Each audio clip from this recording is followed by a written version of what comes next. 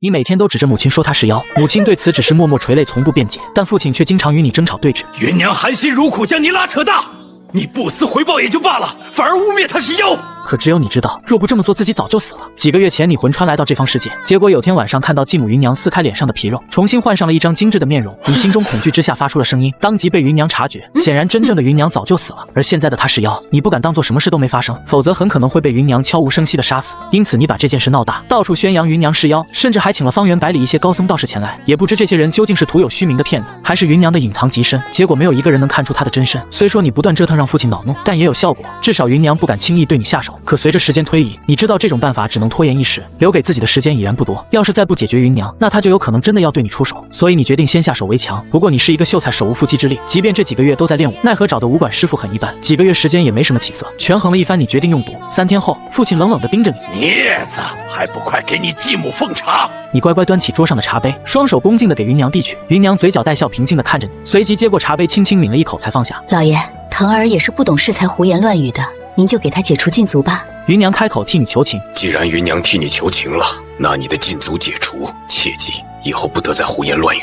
父亲语气严厉地叮嘱，只是你却并没有回答，而是死死地盯着芸娘。你盯着芸娘干什么？父亲眉头一皱，正想斥责你，突然芸娘捂着肚子，脸上露出了痛苦的表情。好痛，老爷，我肚子好痛。芸娘痛得在地上打滚，并且很快就吐出了一大口鲜血。有毒。芸娘哪里还不知道是怎么回事，眼睛死死地盯着你。父亲也似乎明白了过来，他瞪大了眼睛，仿佛难以置信。不错，毒是我下的。爹，今日芸娘死了，必定会现出原形，到时候你就知道她是妖了。你当众承认，真是孽障啊！你居然毒杀继母！父亲气的声音都在颤抖。芸娘终究还是死了，吐血而亡。当芸娘断气的一刹那，你的脑海中出现了一本妖魔录，杀死画皮妖分身，获得一个原点。你心中一惊，金手指到了。过去几个月还纳闷怎么没有，现在看来只有在杀死妖魔后才会激活。你蹲在芸娘的尸体前，在她脸上摸索着什么，结果无论怎么尝试都没办法揭开画皮，这也就意味着你无法证明芸娘是妖。孽障，真是家门不幸啊！来人，给我把镊子绑了，送去官府！父亲心痛如绞，你当众毒杀，就算想捂也捂不住。好一只画皮妖，这就是你除掉我的手段吗？妖还没死，死的只是一具分身，他应该还藏在继府。你凌厉的目光在众人身上一一扫过，忽然脑海当中妖魔录剧烈震动，大放光芒。你猛地盯着一个丫鬟，她眼神中露出了戏谑之色。你想朝着丫鬟扑过去，可惜被几名护院一把按住。凉城县衙大牢，张哥，这人是季家独子，听说还有秀才功名。哼，怎么就敢做出这等十恶不赦之事，简直人神共愤。现在证据确凿，县里出了这么一个十恶不赦的恶徒，大人无比震怒，我们可要好好看守他。狱卒们的议论你自然听到了，但也没说什么。至于喊冤，你被县令审问时就说过了芸娘是妖，县令命令仵作验尸，结果仵作证明芸娘是人，死于剧毒。这一下人证物证俱在，你直接就被打入了死牢，只等朝廷刑部核验就会被问斩。你坐在牢房的角落里，注意力集中在脑海当中的妖魔录上。打开第一页后，上面记载着你的个人信息：不入流武者，必御宫入门，13路快刀入门。原点1，继续翻开第2页，上面记载了一个狰狞妖魔的具体介绍：画皮妖，善隐匿气息，分身众多且性情狡诈，法力高强者方能识破。妖魔录的情况你基本上了解了，只要杀妖就能获得原点，从而用原点提升武功，增强实力。你毫不犹豫把唯一一个原点用在了碧玉宫上，已达3流武者，碧玉宫小城。原点0，时间来到晚上，狱卒提着一个大桶开始给犯人送饭。到了你所在的死牢前，狱卒舀了满满一大碗浓粥。我呸，便宜你了。狱卒不是对你好，而是你的罪太大，绝不能在大牢里出事。正当狱卒提着桶转身去下一个牢房时，你动了，伸出手瞬间掐住了狱卒的脖子，手上内力轻轻一震，狱卒顷刻间便昏了过去。你当即取下他腰间的钥匙，打开牢门。虽然没有学过什么轻功，但你现在内力深厚，运转内力在脚下使劲一蹬，整个人便如同离弦的箭一般冲了出去。后面有狱卒在大喊：不好了，犯人逃狱了！你越跑越快，路过街边铁匠铺停了下来，随即翻进铺里挑了一柄趁手的刀。你身上没银子，但还有一块玉佩没有被狱卒搜刮，你便把玉佩放在了铁匠铺的桌上，抵了刀钱。很快你就到了继府，一阵微风拂过，你眉头一皱，继府哪来的血腥味？你当即纵身一跃跳进了院内。你看到地上有一具尸体，都是护院丫鬟等下人的，脸上的皮被硬生生剥开。你心中无比愤怒，之前画皮妖十分克制，也许是怕暴露，也许是想细水长流，没有对继府的人动手。可现在画皮妖显然暴露出了本性，肆无忌惮地对继府的人下手。难道这是画皮妖对自己的报复吗？毕竟画皮妖死了一具分身。忽然你听到了一声惨叫，你当即朝着后院狂奔而去。房间大门打开，里面隐约有一个丫鬟的身影，只是她手里正捧着继父的心。你瞬间拔刀而出，妖魔内命来！锋利的长刀瞬间斩在了丫鬟的脖子上，扑通，丫鬟的无头尸体倒在了地上。杀死画皮妖分身，获得一个原点。果然这个丫鬟也是画皮妖的分身，这分身似乎战力并不强，以现在你的实力随手可杀。你急忙来到了床边，看到了脸色苍白、胸口有一个血洞的老爹。父亲还没有死透，他瞪大了双眼看着你，腾儿，我误会你了。了，府里真有妖魔，我活不成了，快去救瑶儿！说完，父亲便垂下头没了气息。你当即朝着季瑶的房间赶去，路上你看到了一个府里的老婆子，脸上露出了诡异的笑容，你随手一刀就将其劈成了2半，杀死画皮妖分身，获得一个原点。就在你继续狂奔时，从角落里猛然间展出了一记刀光，你举刀便挡，感觉到一股大力从刀身传来，忍不住倒退了5步。出手的是季府曾经护院武者中的第一高手江大奎。你几个月前才开始练武，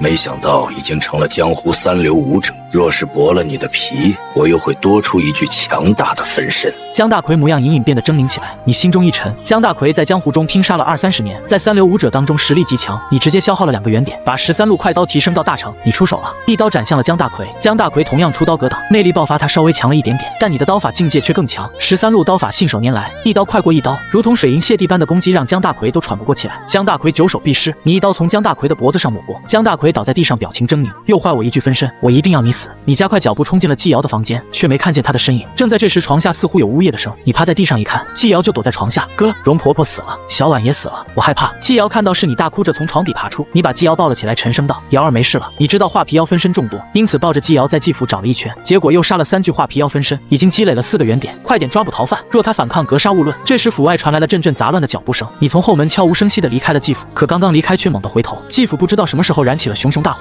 你眼神一冷，画皮妖竟然还有分身在，可火势已经不可阻挡。面对大火，捕快们手忙脚乱，你没有再留恋，毅然转身离开。画皮妖害得你家破人亡，满门被灭，此等大仇永世难忘。第2日，凉城县衙发布通缉令，逃犯季藤弑父弑母，有被人伦，灭自家满门，天理难容，但有提供线索或抓捕者赏银1000两。官府把季府灭门大案也算在了你的头上。此通缉令一出，天下皆惊，大商以孝治天下。如此大逆不道，还是300年来大商第一例。半个月后的一间破庙里，之前的原点都被你用了，而想要提升到2流武者，只有2种法子：一是习得2流内功，2是多习几门3流内功。哥，我好饿！季瑶的肚子都饿得咕咕叫了起来，刚才顺手打了一只野鸡，今天给你烤着吃。你笑道：太好了，终于能吃上肉了。季瑶馋得口水直流，这半个月你基本上都只走山林小道，不入城不住店，可谓是风餐露宿，无比艰辛。季瑶一路上也没吃上什么好吃的。正当你们2人大快朵颐分食烤鸡时，我们是威远镖局的镖师，天色渐晚，欲入庙中借宿，还望朋友行个方便。声音中气十足回荡在山间，足见喊话之人内力不俗，无主之地，你们请自便。你清冷回道。总镖头韩静进入庙中，目光一扫，便朝着你的方向走去。他注意到你忽然握紧了刀柄，于是便立刻止步抱拳道：我是威远镖局总镖头韩静，今日多有打扰，请兄台见谅。这个距离不得靠近。你用木炭在地上画了一条线。韩静点了点头道：江湖规矩我等自然明白，韩某就不打扰了。镖局的人在破庙的另一边清理出了一块空地，随即便开始烧火做饭。人群中有一名白衣长裙女子，身材窈窕，身边还跟着一名丫鬟，看着不像镖局中走江湖的人。韩静把女子叫到了角落，轻声说道：那人应该是一名走江湖的路人，不是冲着我们而来。林小姐大可放心，有总镖头把关，我自然放心。但距离历程越近，我心里就越没底。我那三叔可是心狠手辣，应该不会就这么轻易放我回去。女人叹了口气，镖局众人用过了饭时，除了轮流值夜的镖师还保持着警惕，其他人也都渐渐睡了过去。也不知道过了多久，庙宇的地面轻微震动了起来。韩静立刻被惊醒，他握住了刀柄，询问值夜的镖师怎么回事。总镖头，有马队来了。听着动静，估计人数还不少。镖师禀报道：马队，快把人都叫醒。韩静心中一惊，兄台，外面有一群马队，还请兄台注意。韩静冲着你善意的提醒，多谢韩镖头。你也出声回应，外面马队这么大的动静，你其实早就醒了，甚至还听出了马队的数量。马队很快就到了，18匹马，18名黑衣人，奉三爷之命，特来请林小姐入城。其中一名黑衣人大声喊道。林小姐闻言心中一沉，回去告诉三叔，我有威远镖局的镖师护送，就不麻烦三叔了。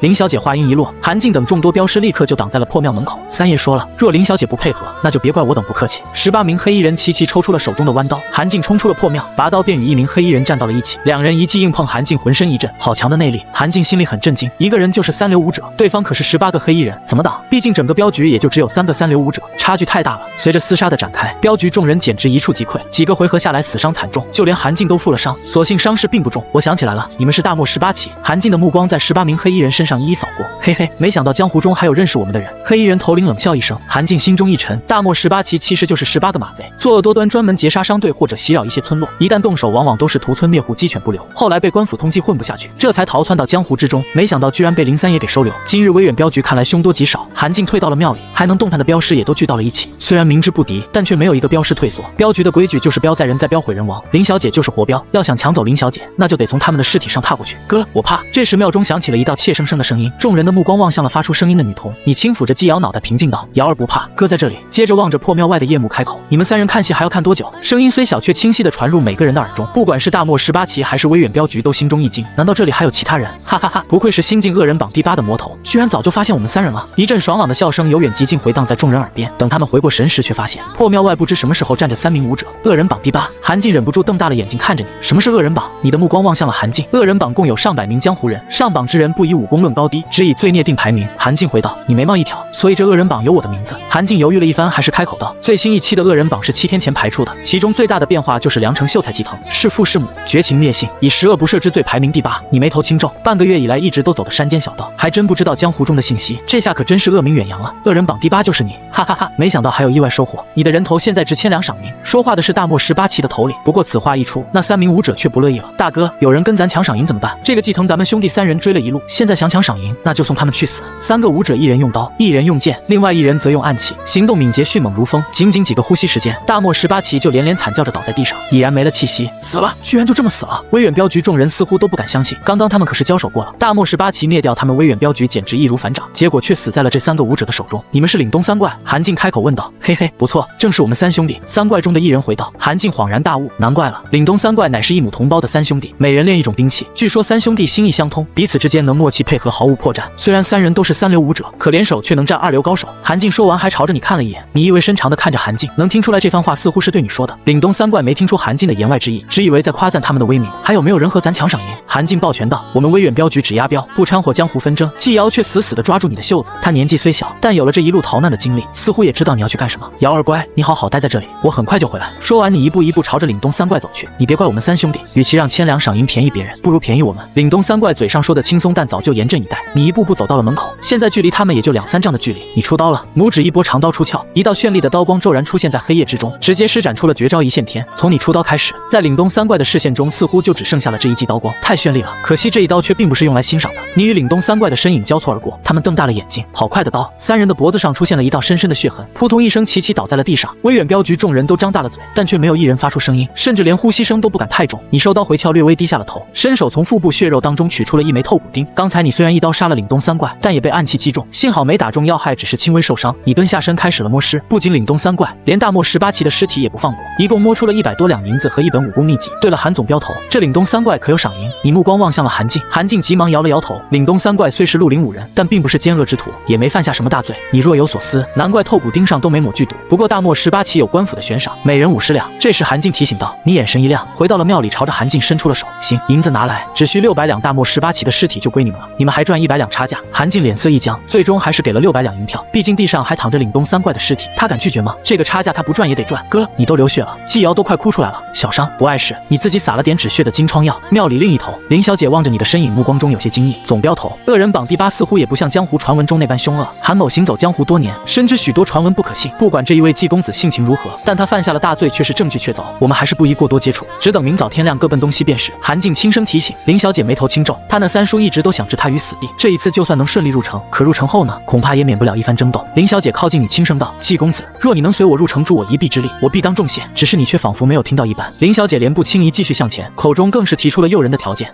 我愿以3000两白银酬谢公子。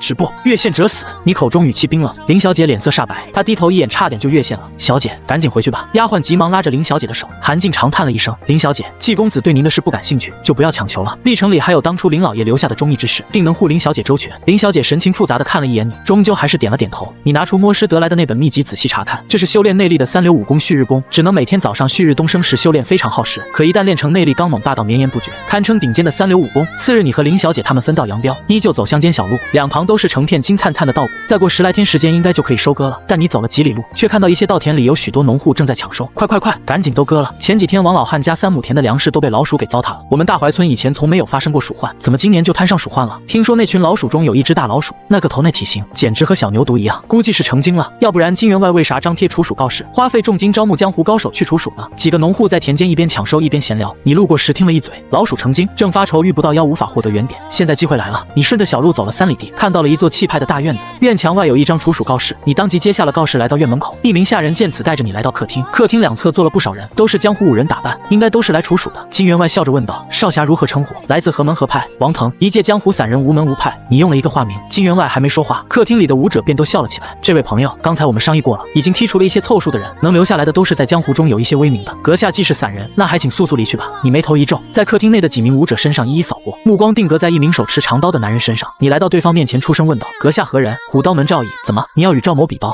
赵毅皱了皱眉头，你没有回话，只是点了点头。赵毅脸色有些难看，客厅里这么多武者不去找，偏偏找上了他，岂不是觉得他是软柿子好欺负？其他武者也没有阻止，反而饶有兴致地看着这一幕。这里施展不开，我们去。赵毅话还没说完，耳中就传来了一声清脆的响声，赵毅额间的刘海直接从中间一分为二，他被吓出了一身冷汗。他堂堂虎刀门弟子，练了快20年的刀，甚至都没看清你的刀究竟有没有出鞘。整个客厅仿佛陷入了死一般的沉寂，不知道王某有没有资格处暑。你目光望向金员外，语气平静：“有，当然有资格。王少侠，请入座。”金员外脸上露出了热情的笑容，赵毅却感觉羞愤难当，他朝着金员外拱了拱手：“赵某实力不济，就别在这里丢人现眼了，告辞。”赵毅走后，处暑的武者加上你一共有5人。金员外开口道：“有劳5位大侠帮助我大怀村处暑，一旦成功，5位大侠每人可以获得200两银子。你对于赏银其实没多大要求。”金员外，我听到一些传言，说大怀村的鼠患其实是由一只大老鼠引起的，那只大老鼠体型很大，有可能是老鼠成精，不知是否属实。金员外没有隐瞒的意思，点了点头。其实之前有一些猎户前去处暑，但死伤惨重。根据回来人的描述，这一次鼠患的确是由一只大老鼠引起的。那只大老鼠在哪里？还是赶紧带我们去吧，早点解决鼠患，我们也能早点拿到赏银。其中一名武者满不在乎：“诸位大侠不用着急，先用餐，等吃饱喝足，我再找来一个猎户带路，到时自然会带诸位大侠去山里处暑。”金员外对你等人招待的还是很周到，立刻就安排了一桌丰盛的午餐。你小心翼翼地放下了背兜，顿时从背兜里探出了一颗小脑袋。“哥，好香啊！”季瑶望着桌上丰盛的饭菜直咽口水。金员外有些意外：“王少侠，这位是我妹妹王瑶，你也给妹妹起了一个化名。”金员外笑道：“我家所年纪和你妹妹差不多大，不如让他们一起用饭，等下午诸位少侠去处暑时，他们也能一起玩耍。王少侠意下如何？”你有些犹豫，带着季瑶去处暑肯定不方便。“哥，你放心去吧，我在这里等你回来。”季瑶很懂事。金员外闻言朝着外面大声喊道：“锁儿！”话音一落，一个女童快步跑了进来。“阿爹，你叫锁什么事？”“锁儿，这是王瑶妹妹，你带她去吃饭，下午你们也可以一起玩。”金员外吩咐道。锁儿睁着大眼睛，立刻拉着季瑶跑了出去。你吃完饭找到了季瑶，看到她正与金锁儿蹲在地上玩抓石子游戏，而季瑶也时不时发出了笑声，两人都玩得很高兴。你有些恍惚，季瑶多久没笑过了？你能闯荡江湖，浪迹天涯，可季瑶不行，江湖不是她的归宿。1个时辰后，金员外叫来了一名猎户：“大牛，你曾经去过蜀王所在的山洞，你给5位大侠带路。”金员外，咱们说好了，我只带他们去山洞，我不会进去的。大牛是被金员外重金给砸来的，否则也不愿意带路。行，都依你。金员外很大方，直接给了50两银子。于是你们一行5人便跟着大牛走进了山里，仅用1个时辰就来到一个漆黑的山洞。大牛眼神中还带着一丝恐惧：“诸位大侠，那群老鼠就藏身在山洞里，白天老鼠们都在睡觉，基本上不会活动，即便你们进去山洞也找不到多少，只有到了晚上他们会出来觅食，到时候那只鼠王也会在山洞里现身，只要杀了鼠王，鼠患自然就没了。现在距离晚上还有2-3个时辰，众人都在附近找了个地方各自休息。时间一晃，很快到了晚上。忽然你脑海中的妖魔录剧烈震动，这意味着感应到了妖的气息。与此同时，密密麻麻的老鼠从山洞中钻了出来，老鼠成群结队，居然排成了一队又一队。很快，一只小牛犊般的巨鼠也钻出山洞，鼠王纵身一跃，径直跳到了山洞外的一块巨石上，随后仰头对着天空中那轮满月张口一吸，一股明亮的月光被鼠王吸入了口中，下面成百上千密密麻麻的鼠群都匍匐在地，把头埋在地上。看到这一幕，众人都被镇住了，这鼠王当真成精了，这是在吸收月之精华。但他们都没有注意到，一道身影已经悄悄靠近了鼠王。突然，寂静的夜空中传来了一声清脆的响声，这是拔刀的声音。鼠王猛地抬起头，他的脸上居然露出了一丝人性化的惊讶之色。可惜刀光实在太快，哪怕鼠王察觉了也没办法做出反应。但你却是脸色微变，绝招一线天竟然连鼠王的皮都没砍破。鼠王伸出了锐利的爪子，一爪狠狠拍向你，你横刀一挡，大力从刀身上传来将你拍飞，但你又腾空而起，再次飞向鼠王，又是一记美轮美奂的刀光，内力轰然爆发，增幅3成，使出一线天。这一刀比刚才威势更加猛烈，鼠王任凭你的刀斩在身上，嘴角上还露出一抹诡异的笑容。他伸爪直接抓住了刀身，不过你也笑了，手中已经扣住了一件暗器——透骨钉，凛冬3怪出品。一丝乌光猛然间飞向鼠王近在咫尺的眼睛，顿时鲜血飞溅，鼠王的眼睛瞬间爆开。你把长刀从鼠王爪子当中抽出，对着他的眼睛一刺，长刀狠狠将其脑袋贯穿，鼠王那庞大的尸体顿时就从巨石上掉落在地，鼠群瞬间就变得无比混乱，有些鼠群还悍不畏死地冲向你。这些只是普通老鼠，数量再多也没什么威胁，被你用刀一一斩杀。大部分鼠群则是一哄而散，消失山林。整个过程也就几个呼吸，还藏身在山林之中的4名门派武者都瞪大了眼睛。鼠王死了，我们还没出手就死了，那我们这一趟来山里干什么？4人互望了一眼。一眼。至于什么抢功围杀，连念头都不敢有。他们认为你绝对有着二流武者的实力，杀死鼠妖真身获得10个元点。鼠妖未化形的小妖，皮糙肉厚，善打洞，能号令群鼠。你看完妖魔录若有所思，鼠妖真身才10个元点，而画皮妖每一具分身都1个元点，只怕画皮妖真身的实力恐怖如斯。你抬起头望着远处的草丛，大声喊道：“你们4位不出手，但把鼠王尸体抬下山没问题吧？”没问题，鼠王尸体就交给我们，一定抬下山。4名门派武者老老实实的走了出来。夜深，金员外早已经睡下，忽然丫鬟急匆匆赶来，把金员外喊醒：“老爷，大侠们回来了！”还抬回了一具大老鼠的尸体。金员外猛地惊醒，大老鼠！金员外急匆匆来到前厅，一眼就看到地上躺着一具如小牛犊般的巨鼠尸体。金员外惊喜交加，多谢5位大侠为民除害，终于除掉鼠王，清除了鼠患。你不动声色，大大方方受了这一礼。4名门派武者却脸色尴尬，纷纷侧身不敢受礼。来人，拿银子！金员外当即让人拿来了1000两银子。4名门派武者终究还是要脸开口澄清：金员外，这一次除鼠只有王少侠一人动手，是他一个人的功劳，我们无功不受禄，这银子是万万不能拿的。金员外很诧异，以为是5人合力斩了鼠王，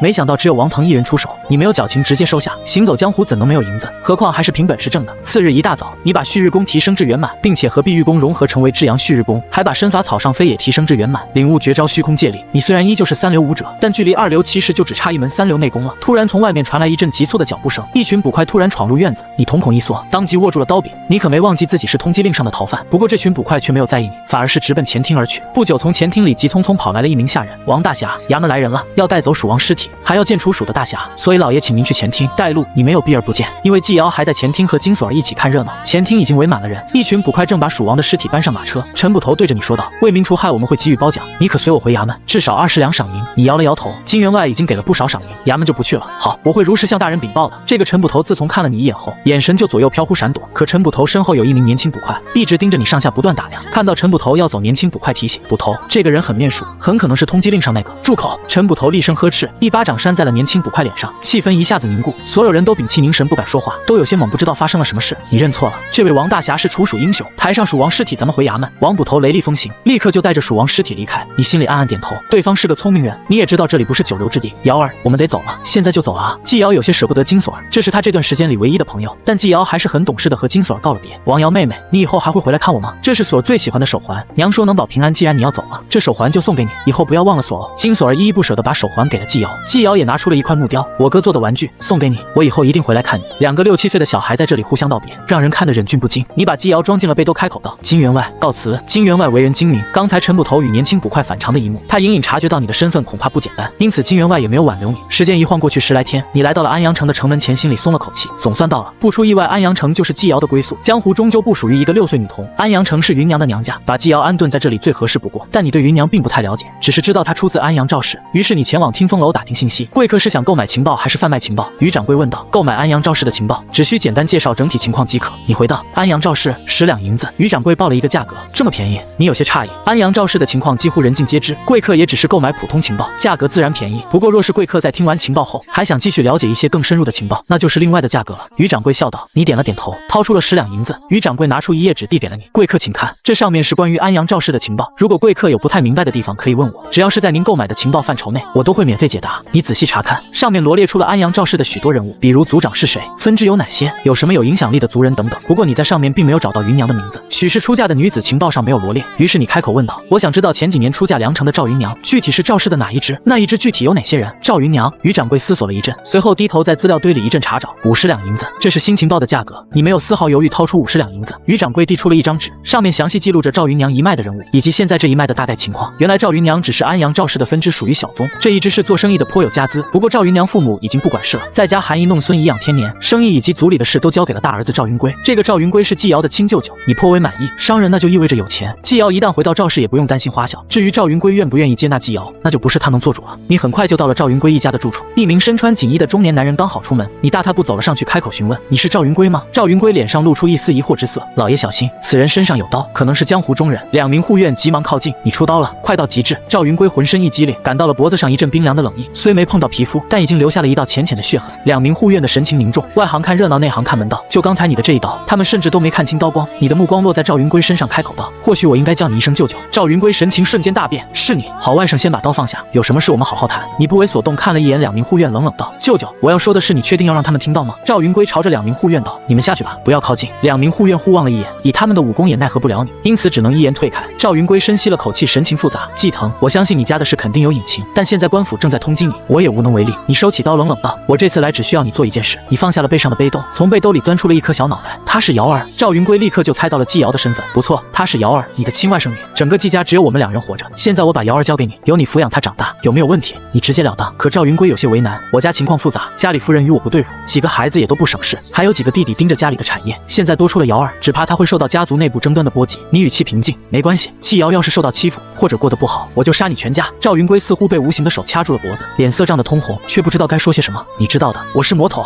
你说完便蹲下来，对着季瑶语气温柔：“瑶儿，你以后就和舅舅一起生活，他是你娘亲的哥哥，一定会待你很好的。如果有谁欺负你，我来看你时就告诉我。”季瑶虽然才6岁，但这一路浪迹江湖的经历已经让他很懂事了。他的眼泪无声地流了下来，却没有吵闹，而是问道：“哥，你会来看我吗？”“会的，你是我唯一的妹妹，我肯定会来看你。”你给季瑶擦干了眼泪，起身望着赵云归道：“舅舅有没有问题？”赵云归刚才脑海中闪过了无数个念头，可看到你冷漠的目光时，还是忍不住心中一颤道：“没有问题，肯定没有问题。我会将瑶儿视如己出，绝不会让她受委屈。”你点了点头，记得让瑶儿读书。还是那句话，瑶儿过得不好，我灭赵氏满门。说完，你身影一晃，几个起落便消失不见了踪影。赵云川惊惧不已：“你可是货真价实的魔头！恶人榜第8，官府悬赏1000两银子通缉。”他丝毫不怀疑你口中灭赵氏满门这句话的含金量。转眼间几天时间过去，你并没有离开安阳城，而是在暗中盯着季瑶。小丫头一开始有些不适应，但赵府的确不敢怠慢，上上下下对季瑶都非常好，一应待遇都是赵府最顶级。赵云归的大孙子调皮捣蛋捉弄了季瑶，结果被赵夫人执行家法，打了个皮开肉绽。你很满意，当然也很清楚赵云归并不是真的疼爱季瑶，不过只要你这个大魔头还活着，那季瑶就能过上安宁的生活。你眼神中闪过了一丝厉色，跟了那么长时间，出来吧。你语气平静，但手却逐渐握住了刀柄。季公子且慢，小人奉于掌柜之命，特来请公子去听风楼一趟。来人很是恭敬。很快你又重新来到了听风楼，到底所谓何事？你开口询问。于掌柜笑道：“的确是有很重要的事，才不得不劳烦公子再来听风楼一趟。这牵涉到我们一位重要客人的特殊要求。”什么要求？你皱眉道：“那位客人和公子有相似的经历，也是满门被杀，而且尸体脸上的皮被剥了下来。”你脑海一阵轰鸣，心里更是掀起了惊涛骇浪。画皮妖，一定是画皮妖！你这段时间其实也在寻找这妖的踪迹，但苦于什么线索都没有。没想到这就送上门来了。不过现在是听风楼有求于你，因此你面上不动声色道：“能说说为什么听风楼一个贩卖情报的势力，却干起了类似雇佣的活？”于掌柜苦笑道：“不瞒公子，我们之所以这么做，原因很简单，实在是那位客人给的太多了，整整1万两白银。”你沉默了。好吧，草率了。面对这么豪横的贵客，谁能顶得住？也难怪听风楼都干起了兼职。季公子，这次的报酬是一门上乘的3流内功。于掌柜直接道。你想了想，点点头道：“对方的信息我现在可以知道了吧？就在安远城外的雷家堡，而且雷小姐让人看一眼就无法忘记。公子若去了雷家堡，应该一眼就能认出。”你没有再询问什么，直奔城外雷家堡而去。几个时辰后，你沉默了。难怪于掌柜说雷小姐让人看一眼就无法忘记。雷雨身材高大魁梧，满脸横肉，大腿比自己腰还粗，站着比你还高一个头。雷小姐语气平静道：“我这副模样让公子见笑了，不过这是宗门武功所致，门派中人人皆是如此。”很快2人就来到了一座荒凉的院子。我雷府满门68口都死了。雷雨咬牙切齿道：“你在墙壁上看到了一些斑驳的血迹，因为过去了很长时间已经发黑。”忽然脑海中的妖魔录轻微震动，这种程度的震动意味着附近有妖气，有妖气就意味着有妖，或者曾经有妖，而妖魔录震动的正是画皮妖第一页。你直接说道：“雷小姐，雷家满门恐怕是被画皮妖所灭，这与季府满门被灭如出一辙。画皮妖的气息我闭着眼睛都能闻到。”画皮妖，雷雨牙齿都快咬碎。画皮妖善隐匿气息，分身众多且性情狡诈，当初我杀掉的只是几具画皮妖分身，画皮妖真身踪迹全无。雷雨相信你的判断，他不是一般人，自然知道这个世界上有妖。当初雷家灭门，雷雨就觉得不同寻常，似乎不是人为，但却无法确定。忽然你耳朵微微一动，听到了外面有一阵脚步声，雷雨也听到了。2人互望了一眼，立刻藏身在屋子的角落里。雷府外，2名男女手持罗盘来到了门前。肯定没错，这院子似乎没人住，那就进去看看。一道耀眼的刀光划破了漆黑的屋子，手持罗盘的2人都忍不住眨了一下眼睛。男子当即咬破手指，虚空画符，大喝一声：“金光护体！”一道金光毫无征兆地出现在了2人身上。与此同时，刀光已然消失，凌厉的刀锋落到了男子的脖子上，却被一层薄薄的金光给挡住。你眉头一皱，体内内力再度爆发，可惜无论如何爆发内力都无法打破男子身上的金光，没用的。我使用的是除妖术，不是武功，你们一般的江湖招式对我们可什么用？男子话音一落，雷雨从黑暗中一步窜了出来，他那庞大的体型宛如一座肉山，但现在却显得无比灵活，居然疯狂地朝着男子冲了过去。男子身上哪怕有一层金光保护，可也挡不住雷雨的冲击，被雷雨直接撞飞，重重摔倒了地上。哥，年轻女子反应慢了许多，回过神来急忙搀扶着男子。看来男子所谓的除妖术也没那么神奇，被雷雨一撞就给破了。你思索着，竟然是2流武者，快住手！我们不是江湖中人，我们是除妖人，江湖恩怨与我们无关。男子一声大喝，他看了一眼身旁的雷雨，没想到这雷雨居然是一名2流武者。雷雨对着男子问道：“你们刚才说自己是除妖人？”“对，我们是江州的除妖人，追踪一只妖而来。我叫陈洛，这是我妹妹陈琳。江湖中的确有除妖人的传闻，但都个个神出鬼没，实力高强，就你们也算除妖人？”雷雨冷笑道：“真是惭愧，我们兄妹是因为闯了大祸，不小心放走了家族内镇压的血魔，为了将功赎罪，即便我们还没有达到外出行走除妖的实力，也只得出来追捕。”陈洛诚恳解释：“血魔不是画皮妖。”你忽然出声询问：“什么画皮妖？”“我们是追踪血魔而来，血魔的气息就在屋子里。陈洛当即拿出古朴罗盘，罗盘大放光芒，出现一道巨大的血色虚影。你们看，血魔的确曾经来过这里，还在这间屋子里待的时间比较长。难道雷府满门是被血魔所害？季公子，